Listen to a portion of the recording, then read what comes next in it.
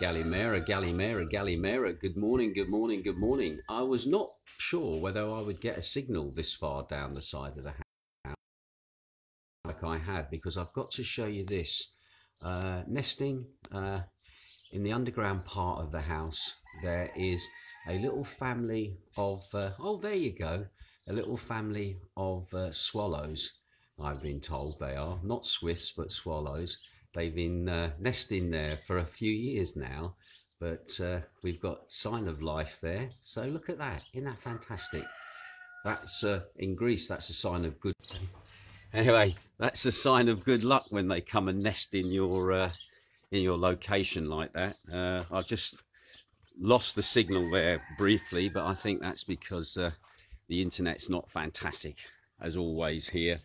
But anyway, so let's have a look at the weather then. Weather today, absolutely lovely. Big shout out to Steve Hinklin.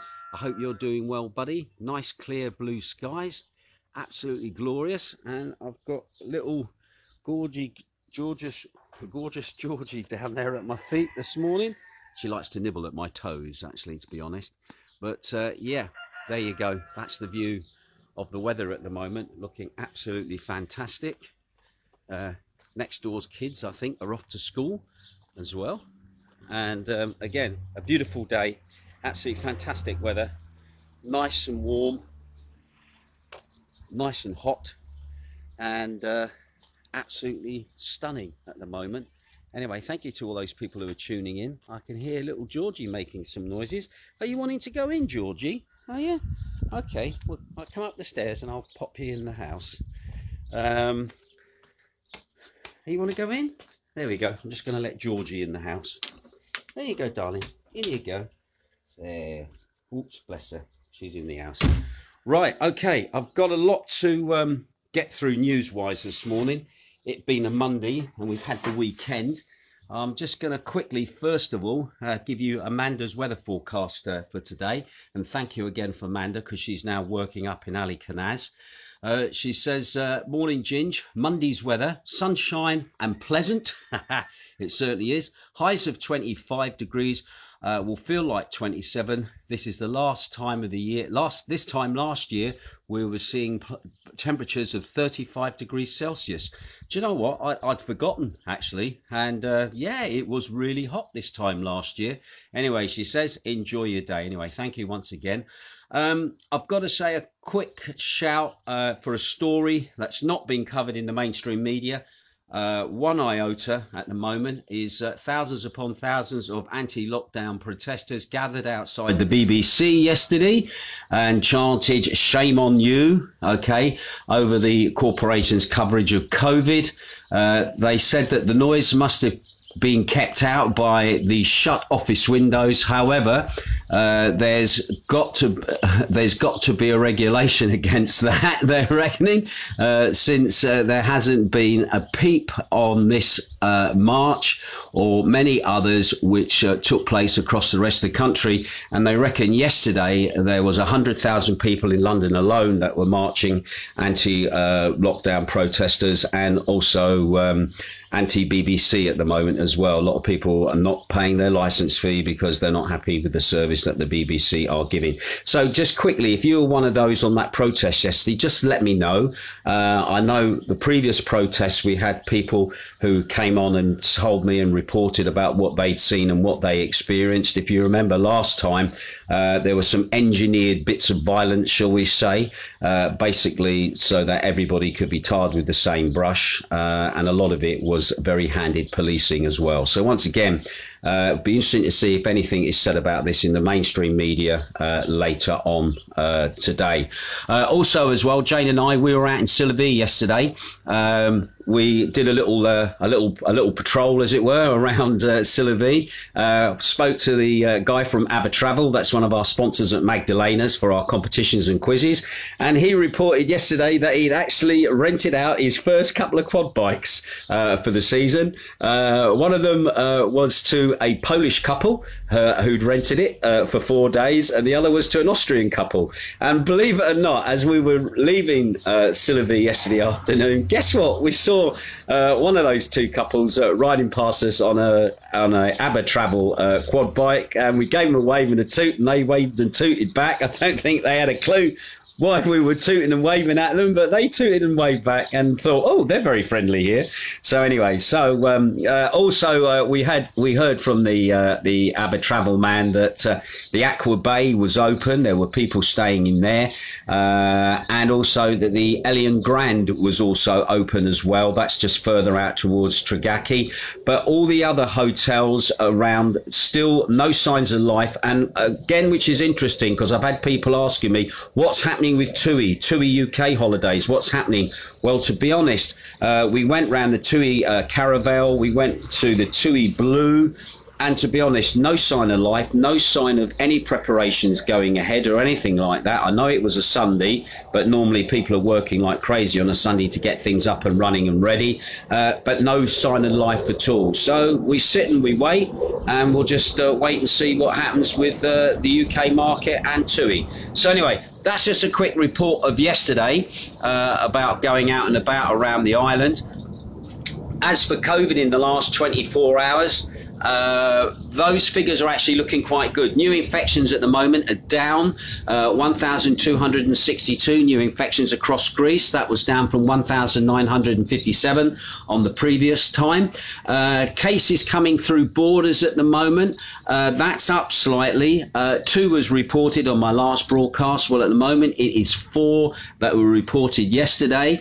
Now, according to the national stats, there were no new cases of any COVID virus in Macardo.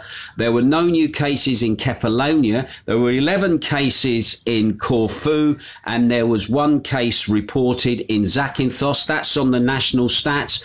When it comes to locally reported cases, nothing's been confirmed at the moment. So all I've done is I've added that 1. So that moment means that at the moment, Zakynthos has had 545 positive cases since the beginning of the year.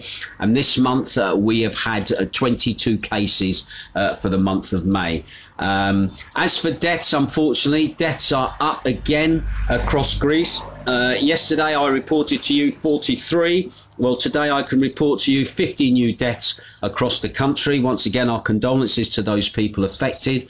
That brings the total amount of deaths that the country has seen since the pandemic started to 11,415. And once again, 96% of those people had underlying health problems or were over the age of 70. When it comes to incubated cases in ICUs across the country, those numbers are also down at the moment, which is good. We reported initially there were 661 yesterday. Well, that number now is down to 656, of which 410 are male and 246 are female. Of those incubated cases, 83.5% have underlying health issues or are over the age of 70. Right then, so here's the news then. Right, today sees the further lifting of COVID restrictions in the UK. This includes the easing on rules of international travel, but with only 12 destinations on the country's green list, which as yet doesn't include Greece. However, the Welsh Government is continuing to advise its citizens that they should only travel abroad for essential reasons. UK citizens are able to travel here, but if they do want to come here, they must remember that they have to do 10 days quarantine when they return back to the UK. So at the moment, we're waiting to see if things are lifted, and that they will change our status. At the moment, there's a lot of issues now about the Indian variant, and interestingly enough, BBC viewers are switched off and slammed Andrew Marr yesterday for scaremongering over the Indian variant. On Sunday's episode of the Andrew Marr show, many viewers turned off in frustration and taking to social media to slam the host for panicking the viewers, according to the Express. Now, scientists in the UK believe that the Indian variant, given the designation B16172 blah, whatever that is a lot more transmissible than the previous strains. However, data from early research indicating that existing vaccines are still effective against the virus against the Indian variant. However, Lockdown skeptics say that this is yet another example of science by press release, which is being pushed out in the mainstream media, the BBC included, and shows again why it is such a poor way to presenting the findings. Basically, what they've said is that the information about the safety of the vaccines to the Indian variant, the research that's been done, and most of this research has actually been done in India, they say that it doesn't really stack up. There's a lot of questions not being answered, but basically they're pushing the information out as if it is 100% confirmed. And I do know now there is a question over the high rate of transmissibility of this new Indian variant and its relation to the vaccines that are already in use. And to be honest, a lot of people are saying in the lockdown skeptics area that a lot of this science is, shall we say, kind of flawed. And the point is that people are not being able to see the full report so they can see where the shortcomings in this research are. And they've also said that the shortcomings of the uncontrolled design and confused and incomplete reporting of this data is only fueling the fire for more of a lockdown. So again, at the moment, we're hoping that this lockdown, that the UK seems to be in some ways kind of hesitantly leaning towards, or the fact is that we will not come off the amber list and we're going to stay on that, which is going to affect international travel, especially travel to here, that this might be playing to the hands of that. But at the moment, it's quite interestingly, because at the same token, the Dutch travel market, which opened on May the 15th, as announced by the Dutch government, with the abolition of quarantine and PCR tests for Dutch guests returning from the islands if they've been to the southern and northern Aegean islands. As of today, the Dutch government authorities said that the Ionian islands are now also added to this list, meaning that people coming to the Ionian islands, which is where Zakynthos is, those guests now, when they return from their holidays, they don't have to do any quarantine or anything of that nature. They don't even have to do any PCR tests once they get home. And that is a massive positive for us, although it's not the same for the Crete at the moment, but for the Ionian and the Aegean, we are in the good books as far as the Dutch are concerned. And even better, that the Dutch holidaymaker comes over, don't have to do any PCR tests when they return home. And they also don't have to do any quarantine, which is something that we want to see. And it's also going to be interesting to see how many more Dutch people are now going to be coming to Zakynthos, simply because they can get here without any hassle and they can go home without any quarantine or further hassle of more tests, which they obviously had to pay for when they get back here. So again, that's a positive for us. We've got to see if the same mentality is going to happen for the UK, and fingers crossed it does, because again, when we were going around yesterday, Sylvie, everybody we spoke to just waiting for the Brits to return, It's nice to have these other nations here, but trust me, they want the Brits back. Anyway, another interesting story, again, a Greek story. It says 9 in 10 COVID patients admitted to Greek hospitals between April the 12th and May the 2nd had not been vaccinated against the coronavirus. 8% had received one dose and only 2% had both, according to the health ministry, the Greek health ministry. What's more, of the 1.3 million people who have been fully vaccinated, less than 0.3% became ill by the middle of last week. There has also been a marked reduction in the number of elderly patients in hospitals. Now, a lady by the name of Mina Gaga, nice name, she's the director of the 7th Pulmonary Clinic of Seratia Hospital in Athens, and that specialises in chest diseases. She said, we have far fewer patients now over the age of 80, and almost all of them are unvaccinated with one or two exceptions. She also added that during last November's peak, the Seratia Hospital received about 200 COVID patients over the age of 80.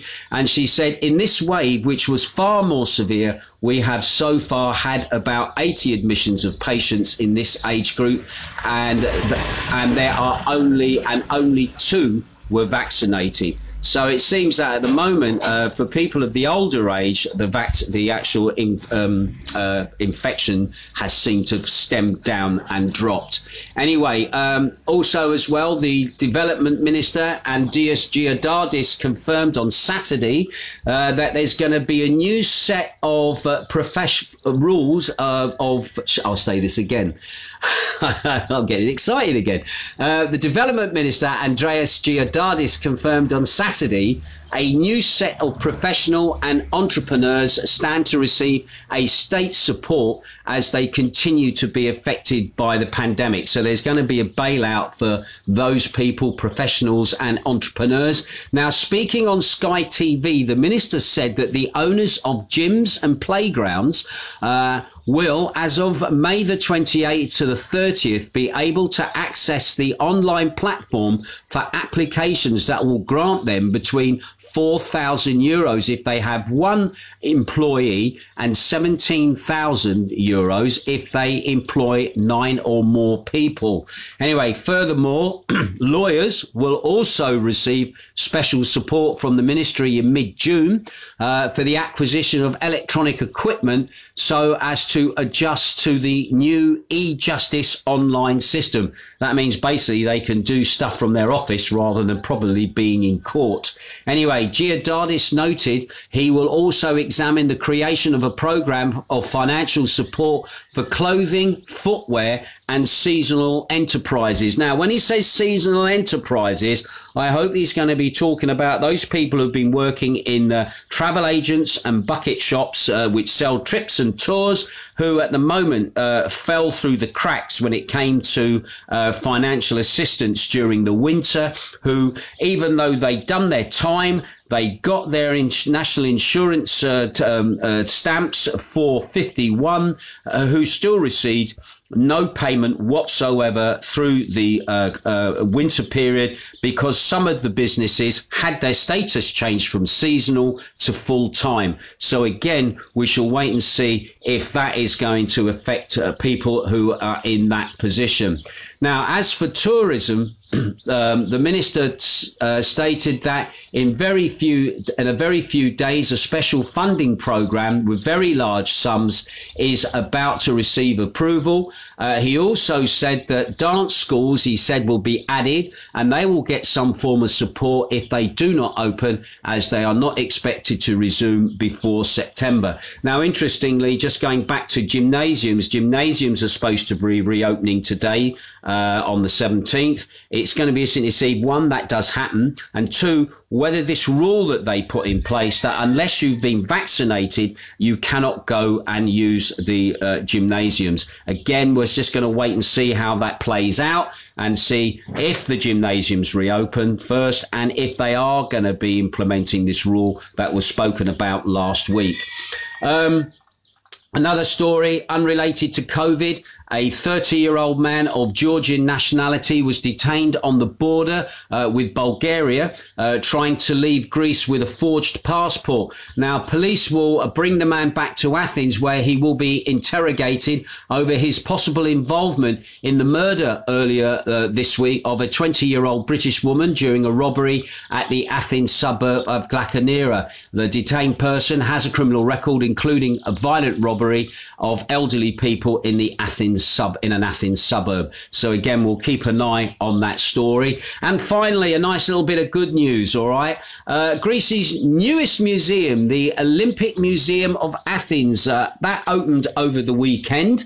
The museum is housed on the premises of the Golden Hall shopping centre in the northern Aegean Athenian suburb of Maronisi. It invites visitors to a unique time journey in the long and splendid history of the Olympic Games through a chronological narrative during which the three great pillars of Olympic ideals are highlighted.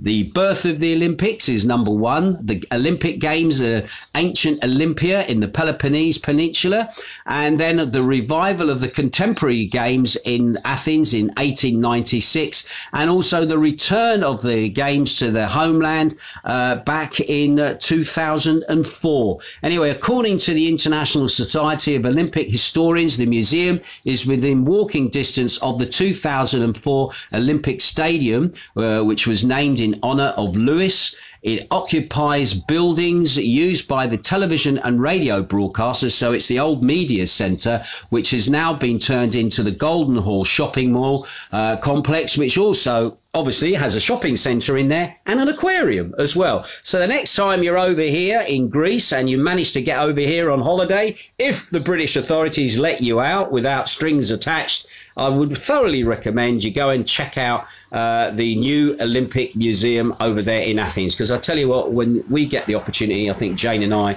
definitely want to get over to Athens and do a little bit of exploration, because both of us have not been there in such a long time. We've passed through the place, but we've never been there together as tourists and done the tourist stuff there, which I think we should do because we live in the country. Right, let's have a quick look at those people that are tuning in at the moment. Thank you for all those people and your support as well. It's absolutely fantastic. Steve Hinkling is watching. He says, Galimera, he says, love the Swallows. Bless. I'm glad you got to see the Swallows as well. Odysseia Nikosimos. Oh, there's a new name for me. He's tuning in at the moment. Nice to see you looking in as well. Brian Cardle is also watching as well. Jerry Coyle is watching. Brian Cardle is watching. He says, morning, Ginge, from a grey and overcast Solihull. Bless you. They used to make Land Rovers in Solihull. Do they still make Land Rovers in Solihull? I'm just curious. Anyway, Steve Hinkling says it's a bit grey here in Stoke-on-Trent, so he's rather jealous at the moment. Natalie Ratka, I can't even pronounce your name, my lovely. It's about 20 miles long. Begins with an R and ends in an A. Anyway, she's tuning in. Nice to have you looking in, Natalie. And of course, Doppia John is tuning in as well. He says, morning, Mr. Colin from sunny Slobodia. Are you still coming over, John? Because you were talking about trying to get over, despite the extra hassle to get back. He's just come over and stay, mate. That's all I'd say, and just ride it out, because who knows, it might all change by the time you want to go home.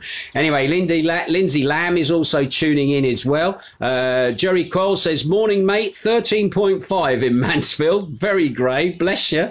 Nick Haviland is tuning in as well. Delia is also watching as well. Gary Horsfield is watching. Wendy Norcliffe is watching. Heather Nass is watching from Birmingham. Gary Horsfield says, good morning, Ginge. Overcast here in Shore Oldham, up there near Manchester. Oh, yes. Donna Harriatis over there in Brighton is tuning in as well.